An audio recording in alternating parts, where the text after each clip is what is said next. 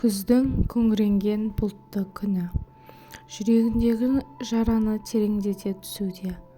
Жан-жағына көз тастап, желдің ызғарына қалшылдаған жанна екі білегін кезек-кезек уқалай берді.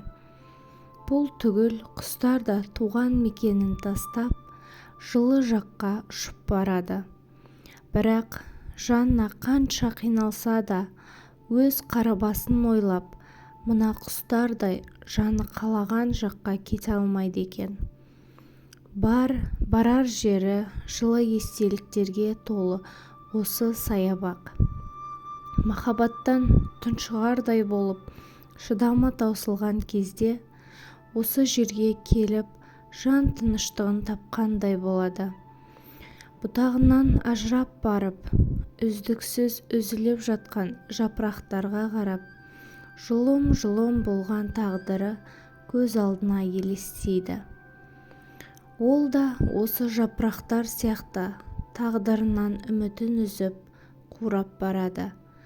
Тоқтаусыз күрестермен өзін жазғырудан әбден қажыған. Неге мен ғана кінәлімін? Бұл жерде бәрі өз дәрежесінде кінәлі емес пе? Деп өзіне басу айтқанымен, санасында сен арсызсың деген бір ауыз сөз жаңғырып тұрады. Бүгінде орамалмен арадағы әңгімеден соң тамағына өксігі тығылып саябаққа қарай жүгіріп келген беті осы. Күннің суығына қарамастан міз қақпай отырған. Әдеттегідей көз жасына ерік беріп, өмірге деген өкпесін осылайша сейілтпекші. Бірақ көзінен аққан әр тамшы жүрегіндегі жараны сыздатып барады. Қалың ойдың құрсауында отырған Жаннаны телефон қоңырауы селт еткізді. Алло, қайдасың? Үйге келсем жоқсың. Қазір келемін, дүкенге шыққам, деген сөзді даусы дірілдеп зорға айтты Жанна. Бәрі дұрыс па? Я келе жатырмын, деді де телефонды қоя салды. Дереу есін жиғандай орнынан тұрып, үсті басын реттеп, көз жасын сүрте үйіне қарай бет алды. Қырсыққанда әмиянында алмапты. Енді ғалымға не деймін?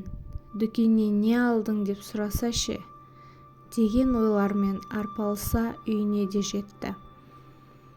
Қақпадан алаңдаулы күйеуі ғалым күтіп алды. Не болды? Жылағансың ба? Сораң ағады да жүреді екен. Тағы не боп қалды? Деп сұрақтың астына алған күйеуіне мардымды жауап қатпады. Қарның ашқан болар, тамақ шай ыңғайлап жіберейін деп асыға үйге кіріп кетті. Әйелінің құбылмалы мінезіне қанық ғалым аса назар аудармастан темекісін тұтатып сыртта қала берді. Ас бөлмеге келген Жанна тамақ қамына кірісті. Мұз боп қатып тұрған бір жапырақ етті турай алмай әбігерге түскен жеңгесін көрген Орал, әкел бері, деп пышаққа ұмтыла бергені сол еді. Орал, жолама маған, өтінемін, менен ары жүрші, деп Жанна айғайлап жіберді. Мен жай көмектесейін деп едім, деп Орал кері шегінді. Керек емес, көзіме көрінуші болма, не өзімді, не сені өлтіріп тынармын мына түріммен, деп Жанна отыра кетіп, жылап жіберді. Тыңдашы, маған оңай дейсің бе? Мен сенің қиналғаныңды қаламаймын. Бірақ, дей бергенде Оралға Жанна, онда кет мына үйден. Үйлен, болмаса басқа жаққа кет, дегені сол еді. Сырттан ғалым кіріп келді. Бұл не айғай-шу? Деп інісі мен әйеліне сұраулы жүзбен қарады. Сен қатын не деп тұрсың? Дей бере ғалым Жаннаны жан алқымына жармасты. Абдырап қалған Орал ғалымның қолын әзер дегенде ажыратып алды. «Сен кімге кет деп тұрсың? Інім емес, сен құрт көзіңді. Тілің шығайын деген екен». Әңгіменің байыбына бармастан ғалым әйеліне айғайлай жөнелді. Көздері жасқа малынған Жанна бөлмесіне барды да іштен өксігін қалыптап алды. «Аға, ашуыңды бас, жеңгемнің кінәсі жоқ. Мен жай орынсыз қалжыңдаймын деп ренжітіп алдым», деді Орал болған жағдайдың артын жуып шаймақ болып. «Сен балада тыныш жүрмейсің. Осының мінезін білесің ғой. Тесерге қара таба алмай жүреді емес пе? Мазасын алмашы», деп ғалым ашулы үйінен шығып кетті. Бұл ғалымның қашанғы бойына сіңіп кеткен әдеті. Жанна екеуінің арасында кикілжің туа қалса, отырып сөйлесудің орнына ұшты-күйлі жоқ боп кетеді. Әйтеуір таң ата отауына бірақ оралады. Бара-бара Жаннаға да бұл үйреншікті болып кеткен. Іздеп әуре сарсаңға салынбайды. Әу баста Орал Жаннамен танысқан кезден-ақ Жанна бірден көзіне оттай басылған еді. Міне, мен іздеген ару, болашақ жарым осы жан болады деп іштей талдырмаш сұлу бойжеткенді өзіне меншіктеп алған болатын.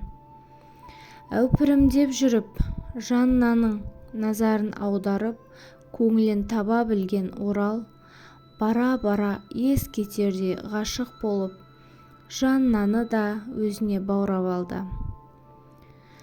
Қос ғашықтар 3 ай бойы жұптары жазылмай, талай ұйқысыз таңдарды саябақта сырласумен атырып, талай күндерді батырған. Бір елі бір-бірінен ажырамай жүрген екі жүректі әскерден шақырту келіп, екіге бөлген болатын. Оралды шығарып салуға қаншалықты барғысы келгенімен, бір себептерге байланысты Жанна бара алмады.